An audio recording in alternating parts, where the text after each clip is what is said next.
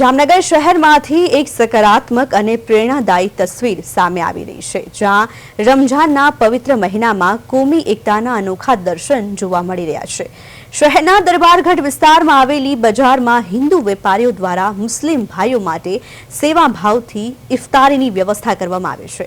બહારથી ખરીદી કરવા માટે આવતા મુસ્લિમ ભાઈઓને સાંજના સમયે ઇફતાર પીરસવામાં આવે છે, જેમાં હિન્દુ વેપારીઓ દ્વારા રમઝાન મહિનામાં દરરોજ અલગ અલગ વાનગીઓ બનાવીને પીરસવામાં આવે છે, જેમાં નાસ્તા, દૂધ, ઠંડા પીણા અને ફળો જેવી વિવિધ વસ્તુઓનો સમાવેશ કરવામાં આવે છે, જેમાં દરરોજ અંદાજે 100 જેટલા લોકો માટે ઇફતારીની ખાસ વ્યવસ્થા કરવામાં આવે છે।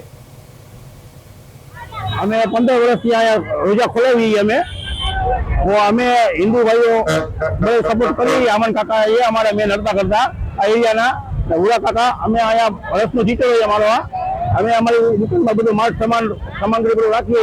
ગામડાનું કોઈ પણ વ્યક્તિ આવે તો સિટીમાંથી આવીએ અલગ અલગ વાનગીઓનો અમે રોજા ખવડાવીએ। એ પ્રમાણે અમે હિન્દુ ભાઈઓ મુસલમાન ભાઈઓ સબ સેવા આપીએ। અહીંયા કોમી એકતાનું ઉદાહરણ પૂરું પાડતું જામનગર દરબારગઢમાં છે। દરબારગઢની અંદર 12 ગામથી આવતા માણસો અને જે ઘરે પહોંચી ન શકતા હોય 1-2 મિનિટની વારો રોજો ખોલવાનો, ત્યારે અમારા અમનભાઈ અને આસિફભાઈ મણિયાર એ 2 જણા એ બધી મહેનત કરી અને આયોજન કરે છે। અને હિન્દુ ભાઈઓ આ શિવાભાઈ સિંધી છે, બીજા ગોલારાણાભાઈ છે, વાણિયાભાઈ છે, મુકારાભાઈ, એ બધા ભેગા થઈ પીરસતા હોય કામ કરે છે।